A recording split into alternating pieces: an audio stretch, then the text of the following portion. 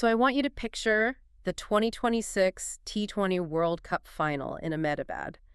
I mean, millions are watching around the globe, right? Oh yeah, confetti's just burying the pitch. You've got corporate billionaires cheering from luxury suites. Exactly. The Indian players are hoisting the trophy, and it's just the absolute pinnacle of sporting glitz and glamour. Right, doesn't get any bigger than that.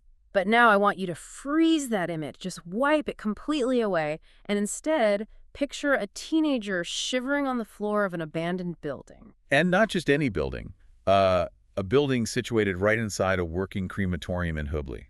Yeah, his blanket is literally a discarded filthy mat from a local cricket ground, and his entire net worth, like everything he possesses in the world, is exactly 21 rupees. It's just staggering to think about. It is, and looking at the stack of sources we have today, the sports journalism deep dives, the player interviews, the Reddit threads from diehard fans, the math just doesn't add up at first glance. No, it really doesn't. How does that kid sleeping next to funeral pyres become the single most important weapon in that 2026 World Cup dressing room? Okay, let's unpack this. Right, so we are looking at the story of Raghavendra, who is universally known in the cricket world as Raghu. Raghu, yeah. And what the sources reveal here isn't just a sports biography. Even if you have, never watched a single over of cricket in your life, this is a masterclass in the mechanics of high performance. Completely. It's about the staggering value of invisible labor, really. Mhm. We're going to map exactly how an unsung hero with a shattered dream, basically, became the driving force behind the best batters on the planet. Yeah, and to understand that destination, we really have to look at the origin point in Kunta, Karnataka. Right. Raghu grew up with this all-consuming obsession with cricket. But his father, who was a pretty pragmatic schoolteacher, he just saw zero future in it. Which is pretty common, right? So he handed Raghu this brutal ultimatum. He essentially said, drop the bat and focus on your studies or get out. And Raghu packed a single bag and just walked out the door. That is where that 21 rupee figure comes into play. 21 rupees. I mean, wow. Yeah. He traveled to Hubli, hoping to catch on with a local club, but the reality of absolute poverty just hit him instantly. He started out sleeping at the Hubli bus stand just to have a roof over his head. But the transit police kept continually chasing him away, right? Exactly. So he found temporary sanctuary in a local temple for about 10 days, but he eventually wore out his welcome there as well. Wait, I have to jump in here. Because 21 rupees is essentially nothing, but why a working crematorium? I mean, weren't there shelters or, I don't know, community programs? Well, the sources paint this picture of total institutional invisibility. When you're a runaway kid with no connections, you just fall through the cracks immediately. Yeah, that makes sense. So he found this abandoned, crumbling structure right on the grounds of a crematorium because, nobody goes there to bother you. Wow. He moved in, and he didn't just tough it out for a weekend.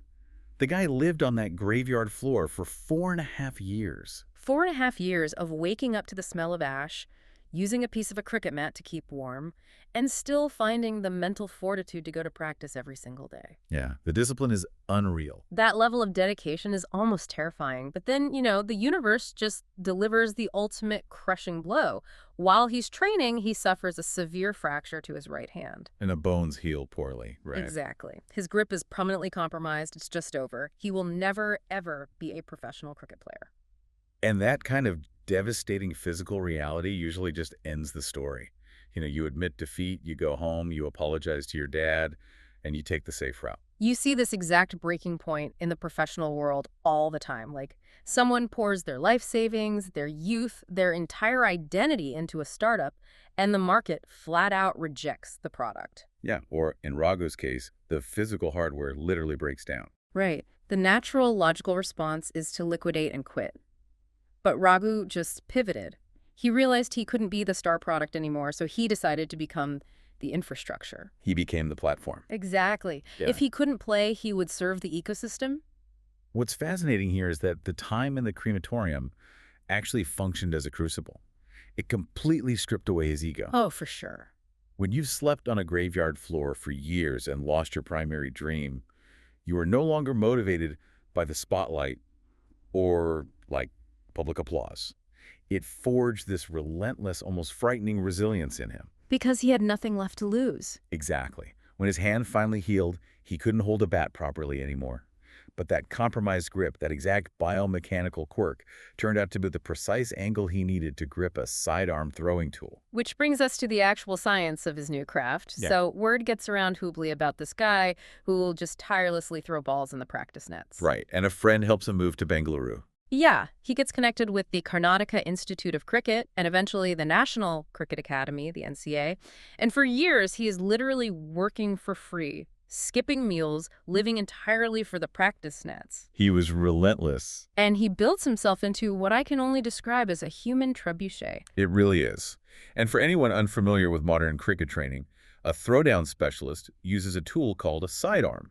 Visually, it looks a lot like one of those long plastic scoops you use to throw a tennis ball for your dog at the park. Yeah, exactly like a chuck-it, Yep. but heavily engineered to hold a hard leather cricket ball. Right. And Raghu isn't just tossing the ball for batting practice. His arm and that plastic extension create this dual-hinged whip.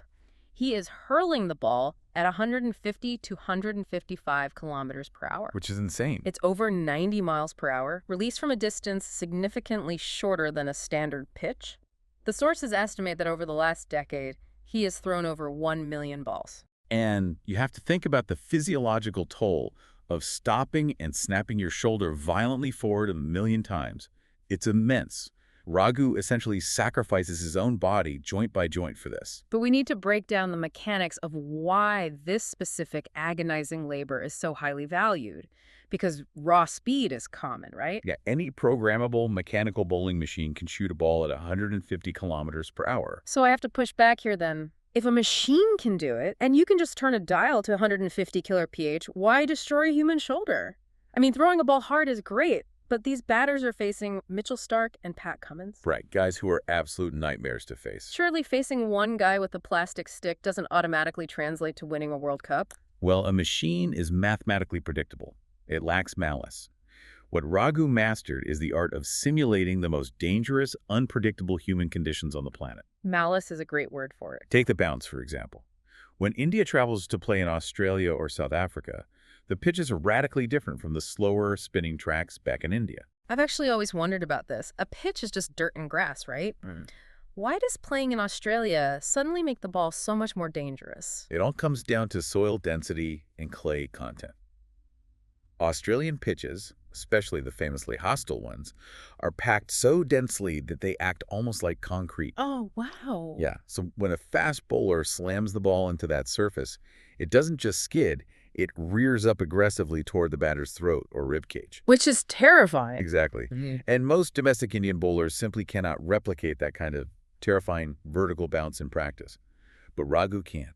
Ow. He purposefully bangs the ball into the practice pitch with such violent topspin from the sidearm that it perfectly mimics an Australian fast bowler trying to take your head off. And he also does something that shouldn't even be aerodynamically possible with a plastic scoop. The sources say he consistently generates late swing. Oh yeah, swing is the holy grail of fast bowling. It's when the ball physically curves in the air mid-flight, completely deceiving the batter. Yeah. But to make a ball swing late, meaning it curves just inches before it reaches the bat, that requires microscopic manipulation of the ball's leather seam.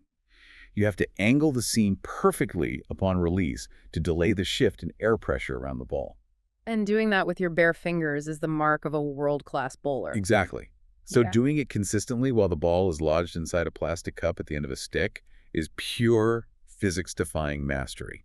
He spent thousands of hours alone in empty nets figuring out exactly how to contort his wrist inside the scoop to manipulate the aerodynamics. And the players absolutely feel the danger. I mean, the journalism pieces we reviewed are just packed with anecdotes about the sheer terror of facing Raghu in the nets. Oh, for sure. Like Ajinkya Rahane, who is widely considered one of India's most technically gifted batters, he literally had his hand broken by a snorter of a delivery from Raghu during a session at the Wankhede Stadium. A broken hand in practice, that's wild. Rahane actually had to take a mental break from facing Raghu just to get over the trepidation. Well, Raghu just does not care about your superstar status. There's this documented incident from Sabina Park, right?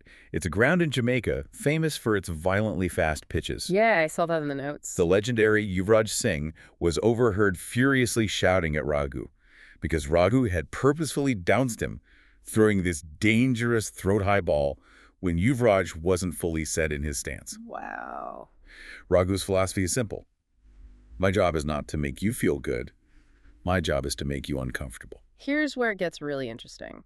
That absolute refusal to compromise, that utter lack of deference to fame, is exactly what caught the eye of the people who matter. Right, the higher-ups. Former Karnataka wicketkeeper Tilak Naidu watched Raghu torturing batters in the nets. He recognized the sheer, unadulterated intensity and introduced him to the great fast bowler Javul Srinath. And Srinath brought him into the Karnataka state team setup. Yeah, and eventually Sachin Tendulkar himself faced Raghu. Tendulkar immediately recognized the immense value of this kind of preparation and essentially demanded that Raghu be brought into the Indian national setup in 2011. It's incredible. And to truly understand how that translates to World Cup trophies, we really have to look past the physical mechanics and examine the psychological warfare of his practice sessions. It's like swinging a heavy-weighted bat before you step up to the plate. When you finally pick up your normal bat, it feels like a toothpick. Raghu is the weighted bat for the entire Indian top order. That's a great way to put it. Sports psychologists actually refer to that concept as overspeed training. The nervous system basically gets hijacked in a controlled environment. Yeah. MS Dhoni specifically dubbed Raghu the overseas pace specialist. Yeah. And Virat Kohli, a man who's dominated the most terrifying fast bowlers on earth, went on the record stating that facing Raghu's 140 to 150 km/h speeds in the nets makes the fastest international match bowlers seem like mere medium pacers when you actually get out into the middle. The logic is brilliant, honestly. If you purposefully train in a Category 5 hurricane every single day, a severe thunderstorm is going to feel like a gentle breeze. Exactly. By the time Virat Kohli steps onto the pitch in a World Cup match, his brain is processing the visual information of a 145 kph delivery in slow motion because Raghu has acclimatized his retinas to 155 kph. And because that skill is so demonstrably effective, Raghu's market value just skyrocketed. The sources detail a massive surge in demand for throwdown specialists in franchise cricket, particularly the IPL. Oh, the money there is crazy. Yeah, specialists with a fraction of Raghu's skill can easily earn 50,000 rupees a month just for a few hours of work a day during the tournament. And for a guy who lived for 4 years on a crematorium floor with 21 rupees, that is life-altering wealth. But the Reddit threads and investigative pieces highlight something even more shocking about him, which is his absolute unshakable loyalty. The ECB offer. Yeah. The England and Wales Cricket Board, the ECB, fully recognized his genius. They approached Raghu with a contract that would have doubled his salary. Double the money, prestigious position, international living. And he turned it down flat. He just refused to leave Team India. If we connect this to the bigger picture, Raghu's trajectory perfectly mirrors the evolution of modern elite sports. We are no longer looking at a game of 11 players on a field with a single coach in the dugout. Not at all. High performance is now driven by a massive, highly specialized support system. The BCCI eventually realized Raghu couldn't do it entirely alone, so they built a whole department of velocity around him. I love that phrase, a department of velocity. Yeah, they brought in Nuwan Senavirane, a left-handed specialist from Sri Lanka, specifically to prepare the Indian batters for left-arm fast bowlers. And they added Dainan Girani to the mix, too. A whole department. Yeah. But because Raghu has been the anchor of that group the longest, because he sacrificed his own playing dreams, and because he literally destroys his own shoulder joints to make the team better, he transcended his job title. He really did. He evolved from a staff member into the emotional core of the squad. Former head coach Ravi Shastri explicitly called him the heartbeat of the Indian cricket team. And you see that reverence manifesting publicly in ways that are incredibly rare in the hyper-ego-driven world of professional sports. It's so rare. Tradition usually dictates that the captain lifts a championship trophy, or maybe hands it to the youngest rookie as a symbolic passing of the torch. But the sources show a complete subversion of that tradition. After India won the 2023 Asia Cup, Rohit Sharma stepped aside and literally made Raghu lift the trophy in front of the cameras. Yeah, and just recently, after the 2024 Test Series win against Bangladesh, Raghu was again pulled to the front and handed the trophy during the celebrations. The billionaires, the superstars, the guys on the billboards, they are physically stepping out of the spotlight to ensure the guy holding the plastic scoop gets his moment. Which brings us full circle to the 2026 T20 World Cup triumph. When the media dissects a World Cup win, they naturally focus on the highlight reel moments.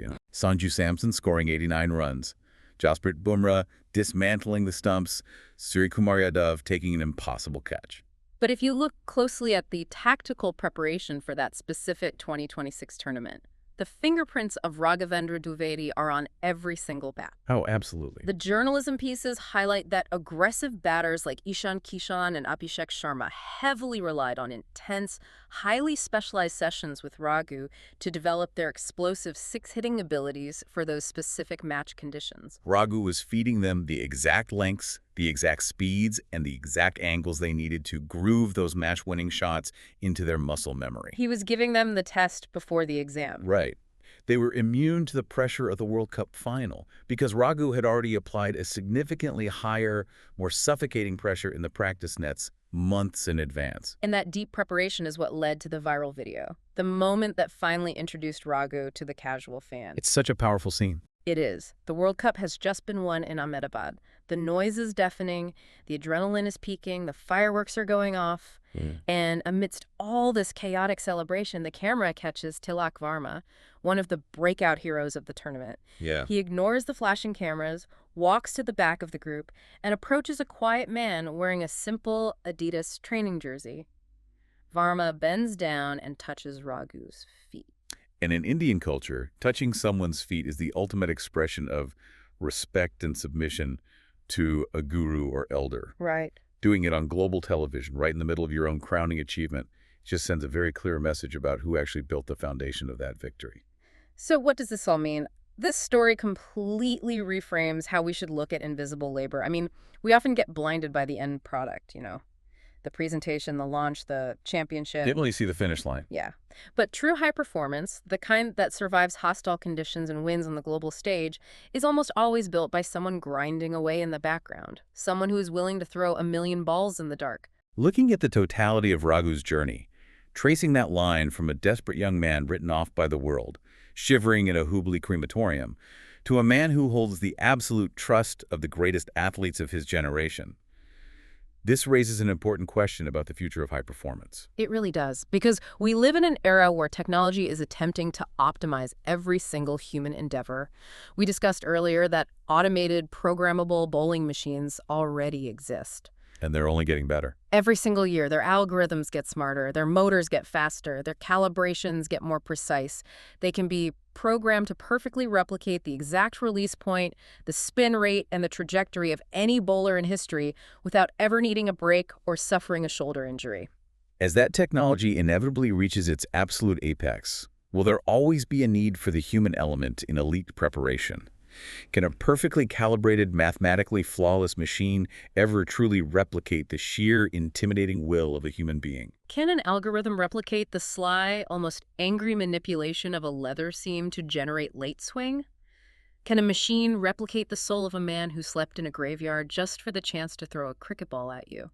I don't think it can. No, I don't think it can either. Perfection might look great on a spreadsheet, but perfection doesn't break your ego in the nets, and it certainly doesn't teach you how to survive a hurricane.